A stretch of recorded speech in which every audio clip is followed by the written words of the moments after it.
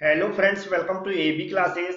Friends, आज का subject है इंजीनियरिंग मेजरमेंट, जिसके अंदर आज मैं समझाने वाला हूं testing, roughness, thread and gauge से रिलेटेड कुछ इंपॉर्टेंट क्वेश्चन जिनकी एग्जाम में आने की संभावना है। यदि फ्रेंड्स ये सभी क्वेश्चन आप समझना चाहते हैं तो वीडियो पूरा जरूर देखें। ऐसे फ्रेंड्स हमारे जिन्होंने अभी तक हमारा चैनल सब्सक्राइब नहीं किया है तो प्लीज फ्रेंड्स, जो आपको रेड कलर में सब्सक्राइब लिखा दिख रहा है उस पर टच करके हमारे चैनल को सब्सक्राइब कर लें, बेल आइकन पर क्लिक कर लें, जिससे कि जब भी वीडियो में अपलोड करूं उसकी नोटिफिकेशन आपके पास पहुंच सके। जो हमारा इंजीनियरिंग मेजरमेंट है, इस सब्जेक्ट की और वीडियो आप देखना चाहते हैं तो ईएमएमपी ऑब्लिक मेट्रोलॉजी एंड मेजरमेंट के नाम से हमने एक प्लेलिस्ट बना रखी है, उसमें जाकर आप देख सकते हैं। अब फ्रेंड्स स्टार्ट करते हैं आज का वीडियो। सामने आपको जो क्वेश्चन लिखे हुए हैं उनको मैं समझा रहा हूँ, आपको सिर्फ ध्यान से सुनना है और समझना है। क्वेश्चन में लिखा which of the following method is not suitable for testing flatness of large and heavy surface। Question के अंदर पूछ रहा है ऐसी कौन सी इनमें से मेथड है जो हमारे टेस्ट फ्लैटनेस है, जो लार्ज फ्लैटनेस है और हैवी सरफेस है उसको मेजर करने के लिए यूज नहीं की जाती। तो फ्रेंड्स ये होती है हाई स्पॉट मेथड। कौन सी हाई स्पॉट मेथड? जो बी बार ऑप्शन है करेक्ट है। याद रखें फ्रेंड्स, ये सब्जेक्ट ऐसा है जिसमें कुछ क्वेश्चन आपको याद करने की कोशिश करना पड़ेगी, क्योंकि यहाँ पर समझने के लिए कुछ नहीं होता है, ये सब्जेक्ट ही ऐसा है। नेक्स्ट क्वेश्चन में लिखा generally the straight edge is made of deep and narrow cut because it. Question के अंदर पूछ रहा है जो नॉर्मली स्ट्रेट गेज है, जो गहरे कट होते हैं और जो थोड़े सकरे होते हैं उनको बनाया जाता है, क्योंकि यह क्या करता है, प्रिवेंट्स करता है straight edge from the bending. Bending से जो स्ट्रेट एज होती है उसको रोकने की कोशिश करता है। तो ये हमारा क्या करता है, बी वाला ऑप्शन हमारा करेक्ट हो जाएगा। तो इसका आंसर आपको मिल गया होगा। अब नेक्स्ट क्वेश्चन की बात करते हैं। नेक्स्ट क्वेश्चन में लिखा यूज द वेज मेथड। जो परीक्षण विधि होती है या जिसे वेज मेथड बोलते हैं, इसका यूज कहां पर किया जाता है? तो फ्रेंड्स इसको किया टू मेजर स्ट्रेटनेस को चेक करने के लिए। तो ये हमारा ए वाला ऑप्शन करेक्ट हो जाएगा। नेक्स्ट क्वेश्चन में लिखा if there is an inequality in diameters on two mutual perpendicular axis of a round component then this error will be. मतलब ये जो एरर होती है इसको किससे डिडक्ट किया जाता है? ये होती है ओबिलिटी के द्वारा। ये कौन क्या बोलते हैं इसको? ओबिलिटी। तो इस पे मैं टिक कर देता हूं। अब नेक्स्ट क्वेश्चन में लिखा हुआ है which of the following should be tested to check geometrical accuracy. Geometrical accuracy को चेक करने के लिए हम कौन कौन सी मेथड का यूज करते हैं? फ्रेंड्स इसमें किया जाता है स्ट्रेटनेस को यूज किया जाता है, फ्लैटनेस का यूज किया जाता है और जबकि स्क्वायरनेस का भी यूज किया जाता है। इसका देखेंगे नीचे जो ऑप्शन दिए उसमें सी वाला ऑप्शन हमारा करेक्ट हो जाएगा। तो मैं इस पर टिक कर देता हूं। अब नेक्स्ट क्वेश्चन की बात करते हैं। नेक्स्ट क्वेश्चन में लिखा टर्म रिलेटेड टू स्क्वायरनेस। इन चारों में से बताना कि कौन सा टर्म स्क्वायरनेस से रिलेटेड है। फ्रेंड्स ये होता है राइट एंगुलरिटी, मतलब सी वाला ऑप्शन हमारा करेक्ट हो जाएगा। नेक्स्ट क्वेश्चन में लिखा this quality of surface which regularly और irregularly forms a geometrical pattern on that surface is called. Question के अंदर पूछा जो भी हमारी सरफेस की क्वालिटी की, जो भी हमारे रेगुलर है और इरेगुलर है के रूप में जो सरफेस पर ज्योमेट्री पैटर्न है वह क्या कहलाता है? फ्रेंड्स ये कहलाता है सरफेस टेक्सचर। क्या कहलाता है? Surface texture. ये वाला ऑप्शन हमारा करेक्ट हो जाएगा। नेक्स्ट क्वेश्चन में लिखा irregularities include in the first order category of geometrical irregularities may be called. ये किसके कारण होती है? ये होती है deformation in work piece due to cutting force and on loading. जो भी कटिंग फोर्स है और खुद की लोडिंग के कारण ये इरेगुलरिटीज आती है। ये हमारा सी वाला ऑप्शन इसका करेक्ट हो जाएगा। तो नेक्स्ट क्वेश्चन की बात करते हैं। अब नेक्स्ट क्वेश्चन में लिखा है the reasons for the formation of secondary texture. जो सेकेंडरी टेक्सचर है उसके फॉर्मेशन का क्या रीजन होता है? फ्रेंड्स ये होता है मिस अलाइनमेंट और decrease in straightness of guide ways. इसका जो अगर हम देखेंगे इसका ए वाला ऑप्शन ही करेक्ट हो जाएगा, फर्स्ट और सेकंड। इसमें मैं टिक कर देता हूं। नेक्स्ट क्वेश्चन में लिखा the direction of the most pronounced surface pattern is called. ये कहलाता है ले। तो ये इसका भी बी वाला ऑप्शन हमारा करेक्ट हो जाएगा। अब नेक्स्ट क्वेश्चन की बात करते हैं। नेक्स्ट क्वेश्चन में दोनों फॉर्मूले हैं जिसमें पूछा गया कि अगर मीन वैल्यू दी है और लोएस्ट वैल्यू दी है और हमें हाईएस्ट वैल्यू निकालना है तो इसका फॉर्मूला क्या होता है? तो फ्रेंड्स इसका जो ऑप्शन होता है डी वाला।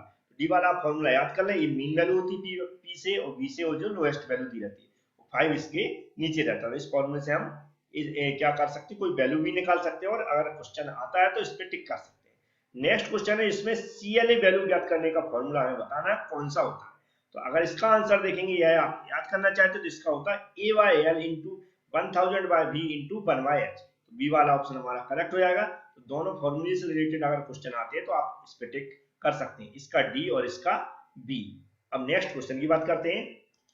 नेक्स्ट क्वेश्चन लिखा है which of the following methods is not a comparative method of surface measurement. इन चारों में से हमें बताना कि सरफेस मेजरमेंट की तुलना में इन चारों में से कौन सी मेथड नहीं है। तो ये होती है स्टाइलस मेथड। कौन सी होती है? Stylus method. तो सी वाला ऑप्शन हमारा करेक्ट हो जाएगा। नेक्स्ट क्वेश्चन लिखी the biggest drawback of surface measurement comparative method is that. जो भी हमारी मेथड है इसमें सबसे ज्यादा ड्रॉबैक रहता है कंपैरेटिव मेथड मेजरमेंट से रिलेटेड। तो फ्रेंड्स ये होती है इज नॉट वेरी रिलायबल। जो हमारी क्या किसके कारण होती है?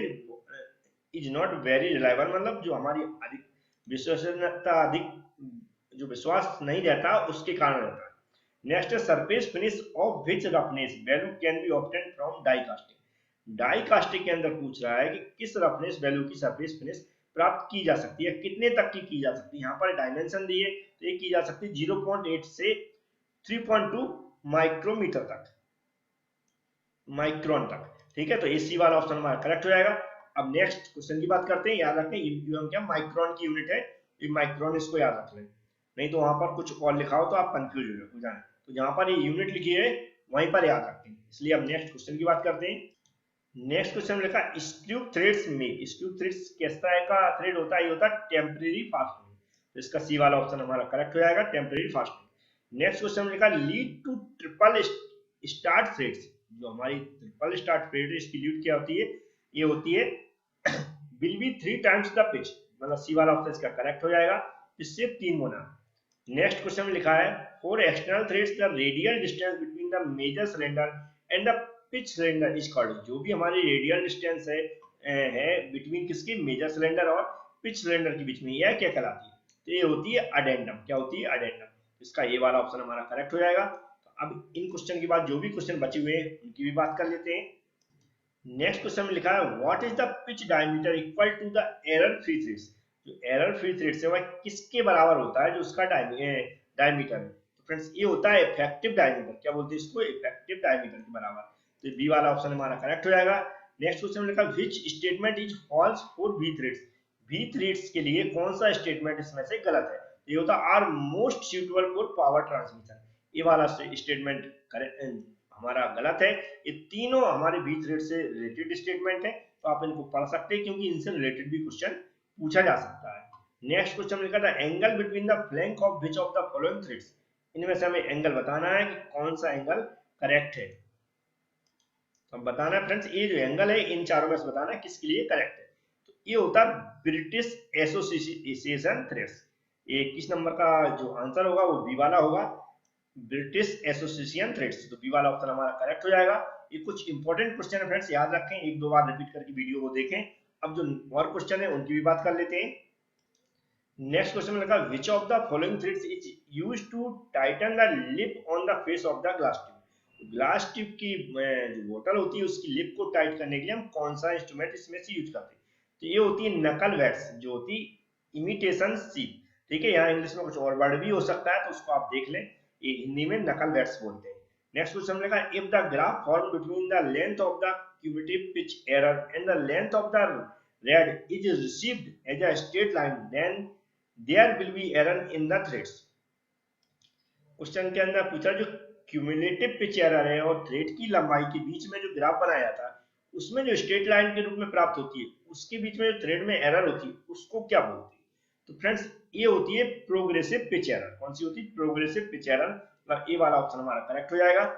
अब नेक्स्ट क्वेश्चन में लिखा है two wire method used to measurement of which element of threads. इन चारों में से हम बताना कि किस एलिमेंट की थ्रेड के लिए यूज किया जाता है। तो ये होता है मेजर डायमीटर के लिए, मतलब ए वाला ऑप्शन इसका भी करेक्ट हो जाएगा।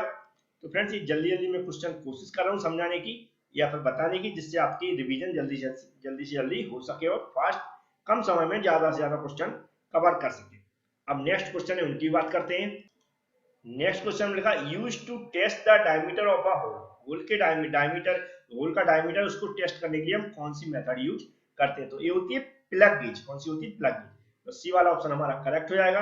नेक्स्ट क्वेश्चन में लिखा हुआ है go and not go measurements are on the same end of the gauge.